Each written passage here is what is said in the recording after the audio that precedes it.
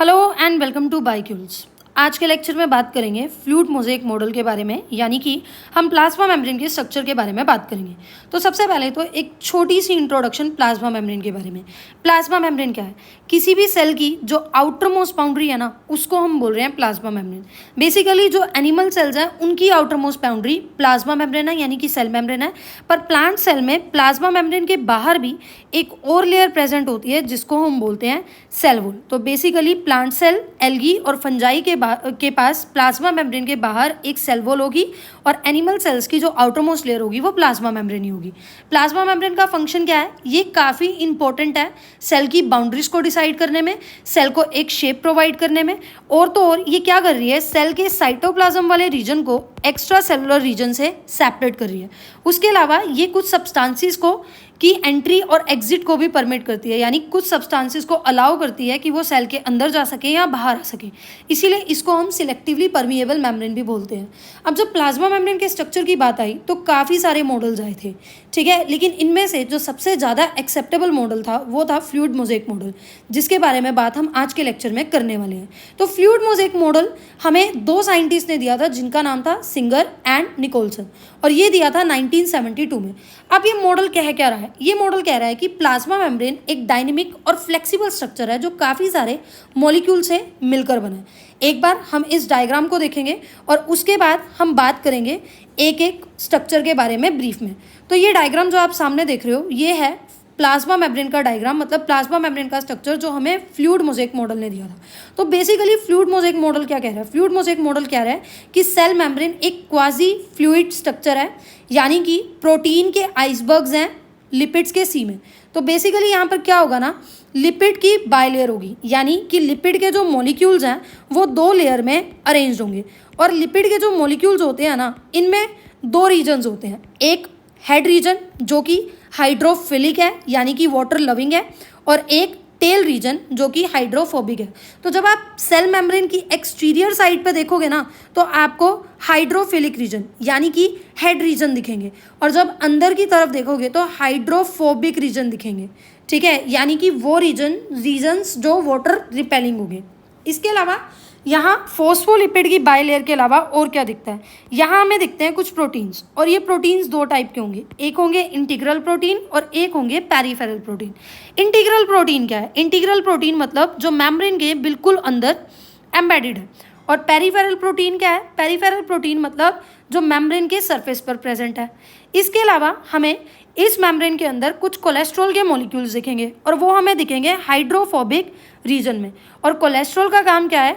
ये cell membrane को rigidity और फ्लेक्सिबिलिटी एक ही टाइम पर प्रोवाइड कर रहा है, यानी कि अगर हाइयर टेम्परेचर वाला मतलब हाइयर टेम्परेचर होगा, हाइयर टेम्परेचर वाली कंडीशंस होंगी, तो उस टाइम पर कोलेस्ट्रॉल मॉलिक्यूल्स क्या करेंगे?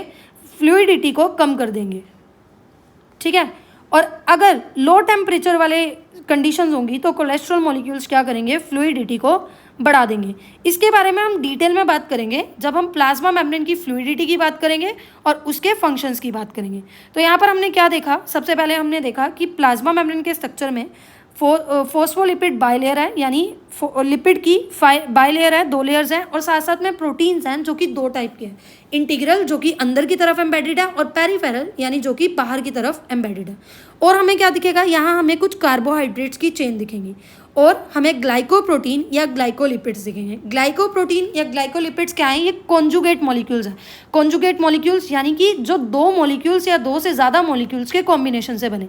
जैसे ग्लाइकोप्रोटीन क्या है? कार्बोहाइड्रेट चेन और प्रोटीन की कॉम्बिनेशन को हम ग्लाइकोप्रोटीन बोल रहे हैं। ऐसे ही कार्बोहाइड्रेट्स और लिपिड्स के कॉम्बिनेशन को हम ग्लाइकोलिपिड्स बोल रहे हैं, ठीक है। तो ये हमने एक बेसिक से बात की थी इस स्ट्रक्चर को लेकर। अब हम एक एक कर प्लाज्मा मेम्ब्रेन के कंपोनेंट के बारे में पढ़ेंगे और डिटेल में उनके बारे में बात करेंगे।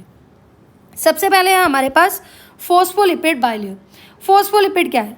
देखो, जो सेल मेम्ब्रेन है ना, सेल मेम्ब्रेन फॉस्फोलिपिड की बायलेयर है। फॉस्फोलिपिड बायलेयर मतलब यहाँ पर लिपिड की दो लेयर्स होंगी, ठीक है, और ये एक सिस्टम में अरेंज होंगे, मतलब एक सिस्टमैटिक वे में अरेंज होंगे।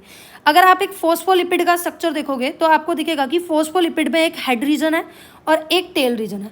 ये जो हेड रीजन है ना, ये किससे बना हुआ है? ये फॉस्फेट ग्रुप से और ग्लिसरॉल से मिलकर बना हुआ है, ठीक है। और जो ये टेल रीजन है, टेल रीजन क्या है? Tail region basically fatty acids की चेन है, और ये फैटी एसिड्स सैचुरेटेड भी हो सकते हैं, मतलब सिंगल सिंगल बॉन्ड, और अनसैचुरेटेड भी हो सकते हैं, यानी कि डबल और ट्रिपल बॉन्ड के साथ साथ। तो जब हम फॉस्फोलिपिड की बात कर रहे हैं, फॉस्फोलिपिड बाइलेयर की बात कर रहे हैं, तो फॉस्फोलिपिड अपने आप में कैसे अरेंज है?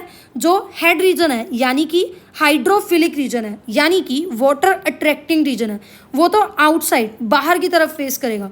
और जो हाइड्रोफोबिक रीजन है, मतलब कि जो पानी से डर रहा है, फोबिक मीन्स डर और हाइड्रोफोबिक मीन्स जो वाटर से रिपेल हो रहा है, यानी कि ये टेल रीजन की हम बात कर रहे हैं। ऊपर वाले डायग्राम में एक बार देखेंगे हमने बोला कि जो प्लाज्मा मेम्ब्रेन का स्ट्रक्चर है वो फॉस्फोलिपिड की बाइलेयर है, जिसमें ये जो हेड रीजन है ये क्या होंगे? हाइड्रोफिलिक होंगे, वाटर लविंग होंगे, एक्सटीरियर साइड में प्रेजेंट होंगे।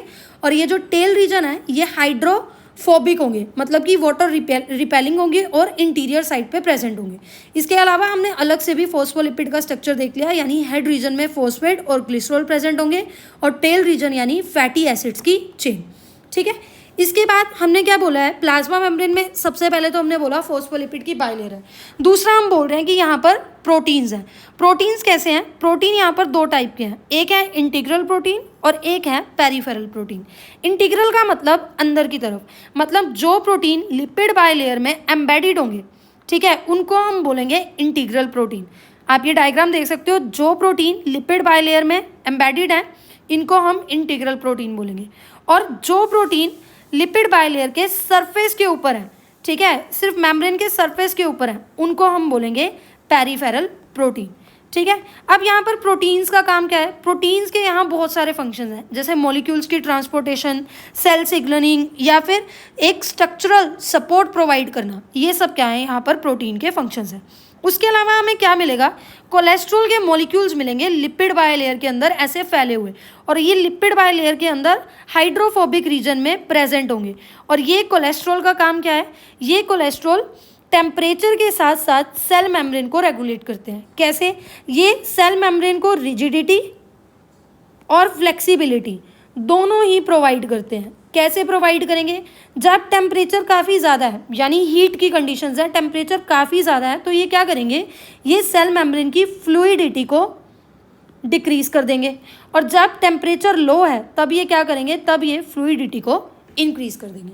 उसके अलावा हमें यहाँ पर क्या मिलेगी? कार्बोहाइड्रेट की चेन मिलेगी। इस डायग्राम में देखिए, हमें यहाँ पर कार्बोहाइड्रेट की चेन मिलेगी, और यहाँ पर कार्बोहाइड्रेट हमें प्रोटीन के साथ भी एसोसिएटेड मिल सकते हैं और लिपिड के साथ भी। जब कार्बोहाइड्रेट हमें प्रोटीन के साथ एसोसिएटेड मिलेंगे तो उनको हम बोलेंगे ग्लाइकोप्रोटीन, और जब कार्बोहाइड्रेट हमें लिपिड्स के साथ एसोसिएटेड मिलेंगे तो उनको हम बोलेंगे ग्लाइकोलिपिड्स, ठीक है। तो बेसिकली ग्लाइकोप्रोटीन और ग्लाइकोलिपिड्स कॉन्जुगेट मॉलिक्यूल्स हैं। कॉन्जुगेट मॉलिक्यूल्स मतलब जो दो या दो से ज़्यादा मॉलिक्यूल्स की कॉम्बिनेशन से बनेंगे, जैसे ग्लाइकोप्रोटीन कार्बोहाइड्रेट और प्रोटीन की कॉम्बिनेशन से बने, और ग्लाइकोलिपिड्स कार्बोहाइड्रेट और लिपिड्स की कॉम्बिनेशन से बने हैं। अब इसको हम फ्लूइड मोज़ेक मॉडल क्यों कह रहे हैं? इसके फ्लूइडिटी के बेसिस पे, मतलब ये इस मॉडल का ये कहना है कि ये जो मेम्ब्रेन होगी, प्लाज्मा मेम्ब्रेन होगी, ये डायनेमिक है और इसके लिपिड मॉलिक्यूल्स में एक दूसरे के साथ मूवमेंट हो सकती है। बेसिकली हम इससे अगले लेक्चर में हम ये भी पढ़ेंगे कि लिपिड्स कैसे रेगुलेट करते हैं प्लाज्मा मेम्ब्रेन में मूवमेंट्स को, ठीक है। और तो और फ्लूइडिटी इसेंशियल क्यों है? फ्लूइडिटी इसलिए इसेंशियल है ताकि ये सेलुलर प्रोसेसेस हो सके, जैसे कि budding, signal transduction, cell signalling, ये सब हो सके। तो एक बार आप इन नोट्स का स्क्रीनशॉट ले सकते हैं, और आई होप ये आपके लिए हेल्पफुल होगा।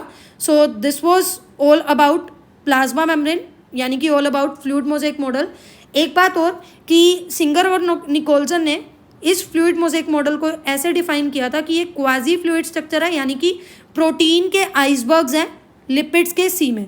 मतलब लिपिड्स, ये जो प्लाज्मा मेम्ब्रेन है ये लिपिड की बाइलेयर है और प्रोटीन्स कहीं कहीं पर एम्बेडेड है, ठीक है।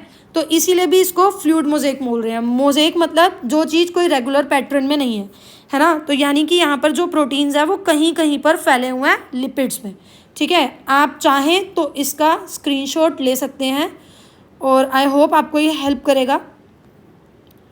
If you like this video then please like, subscribe and share Bicules. Thank you so much. Next lecture में हम प्लाज्मा मेम्ब्रेन के फंक्शन के बारे में बात करेंगे और कैसे लिपिड्स प्लाज्मा मेम्ब्रेन की फ्लूइडिटी को मेंटेन करते हैं इसके बारे में भी बात करेंगे. Thank you so much.